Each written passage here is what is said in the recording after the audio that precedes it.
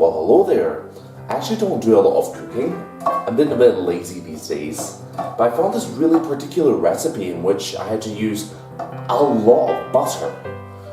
And I heard that if I used margarine, it just wouldn't have the same effect. So I was very particular in choosing butter this time.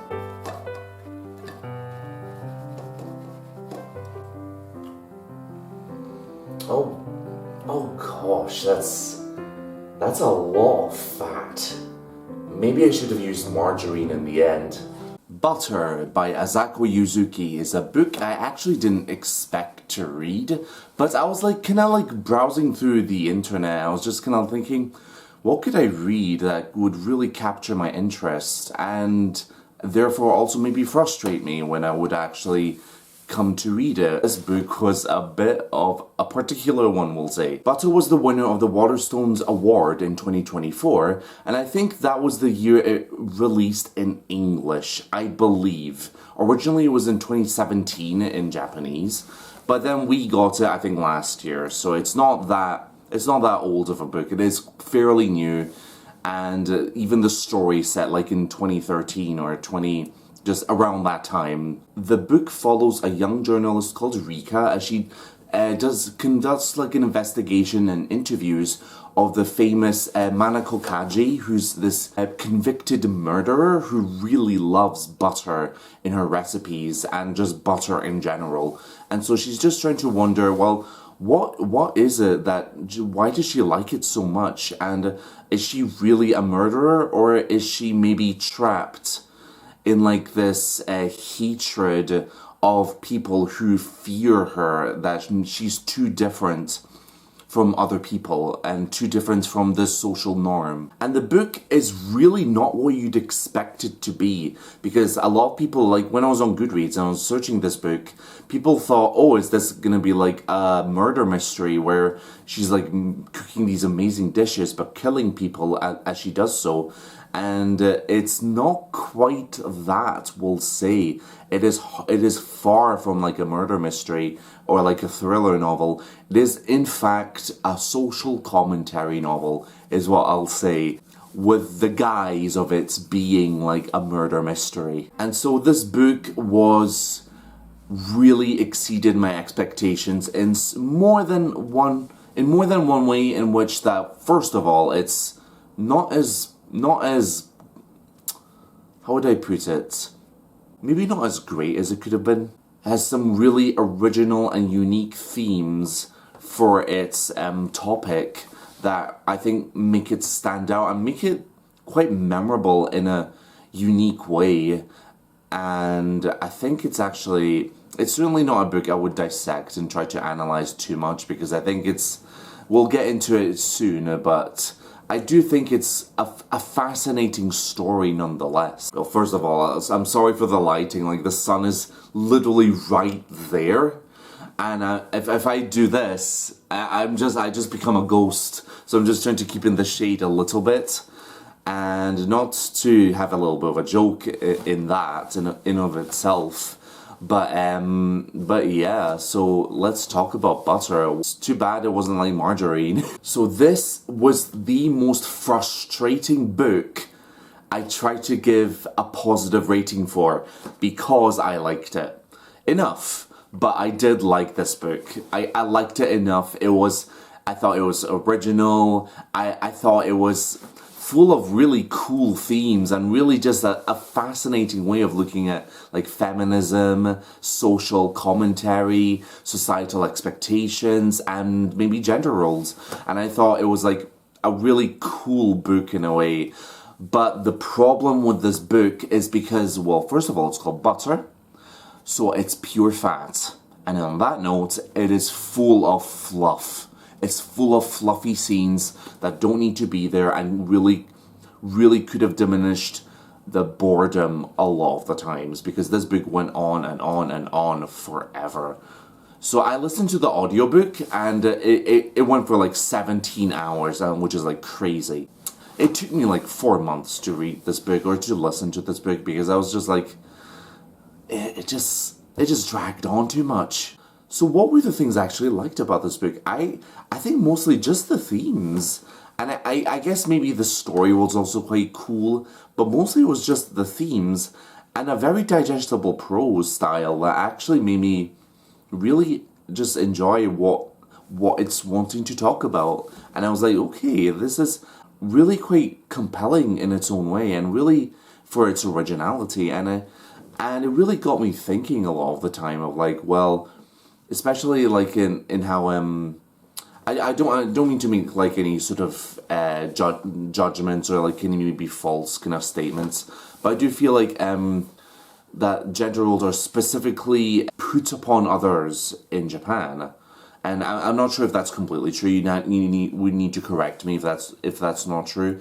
But I do feel like, especially with the way this book talks of like how women are supposed to have this particular standard, and men are sometimes just just wanting to be taken care of like children, and that's what this book talks about and kind of challenges a little bit. So that was what I based it off of, from like what this book says. So that's one of the things I actually really liked about this book. I thought it really kept me going, and I was just like, okay, this is actually quite a cool kind of concept, and it's a really quite an interesting way. And also I like the story about the little Babaji kind of idea of how they say that it's all about the tigers, and that they kind of spin around so much that they turn into butter, they melt, and then they just take that butter and just eat it up.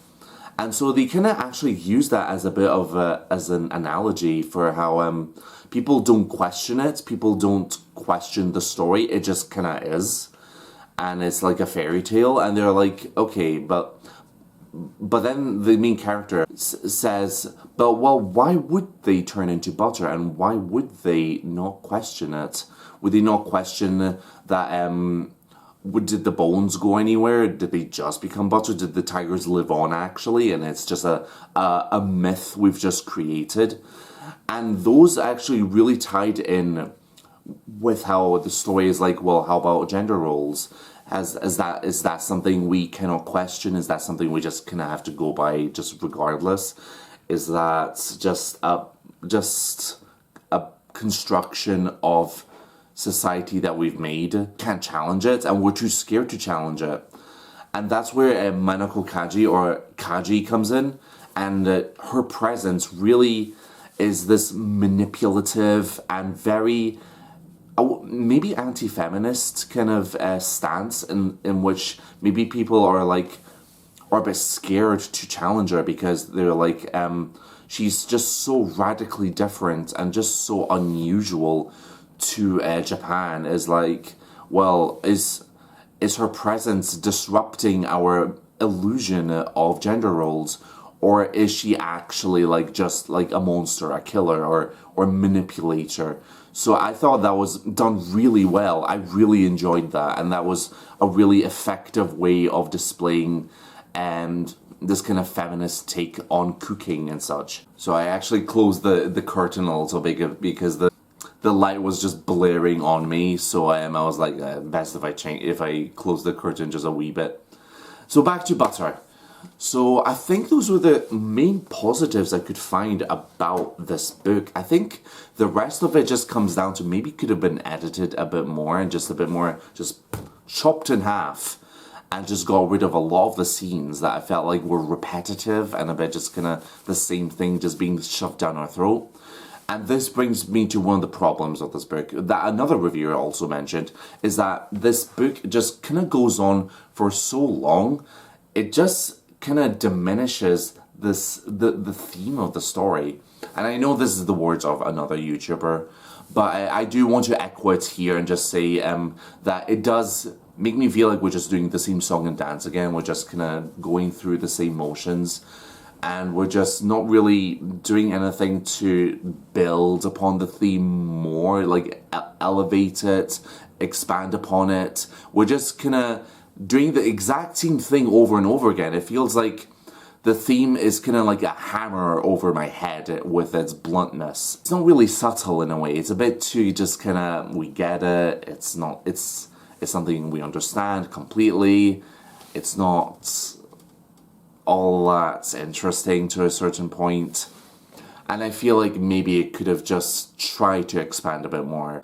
I found the characters to be just somewhat okay. Like I didn't mind Manoko Kaji, because she is kind of the villain of the story, where she's manipulating Rika and she's manipulating Aiko, and they're just trying to, I guess, antagonize each other a little bit. I was saying who's the better journalist, but that does kind of bring me to thinking, well, they shouldn't be falling for her so much. They should be a little bit more professional, a bit more restrained of how they approach this woman and how they relate to her. But I know that's the point of the story, is that they're kind of being manipulated by Kaji into thinking that they have to be different, they have to be unusual. But that the ultimate message of the story is that they just need to embrace those who are real, those who are genuine to their lives, and actually bring about something positive. And that was something actually illustrated at the end of the book, where the only dish Manoko Kaji couldn't make was a roast turkey. And that's something that Rika was able to do, and successfully. And it kind of shows this kind of triumph against manipulation, against trying to be too different. But again, that is actually up to debate for readers. Is Manoko Kaji right, or is Rika right? So overall, it was a cool book, very worthwhile of me reading, but it's just so full of fat that I was just like, first of all, like, the short I made, it bloated me up. And I was just a bit like, it just took me so long to read this book, because it was just kind of the same things over and over again, and I just kind of knew it would be the same things over and over again. But nonetheless, I liked it, and I enjoyed it. I enjoyed 60 or 55% of it. The rest of it could have been done away with. And this is the most frustrating part of this whole review, is that I can't give it a suited best. But I don't want to give it a suited meh or a suited average, because it's better than that. And I'm just like, what do I give it? So I want to give it this amalgamation right here. But in my heart, I will be generous and I'll give it a suited good. I liked it. It has its problems. It has maybe too many blaring problems for me to be like positive of like, oh, this really is a suited good. This is me being a completely generous, and this is me being completely just like, this is my recommendation to you. I recommend it, but do be wary of these fluffy bits of the story. In fact, plethora of fluffy bits. It goes on for far too long for my liking. And that will do for this review of Butter. So what did you think of the book, guys? Do you agree with what I see? What do you think? So please do comment down below, like and subscribe for more content like this. Subscribe to my other channel, Gents Gaming Hub, for more gaming videos, and subscribe here for more book reviews and art videos, and just like kind of general vlogs. So I'll catch you for the next one, guys. And you know the drill. Until we meet again, I'll be waiting.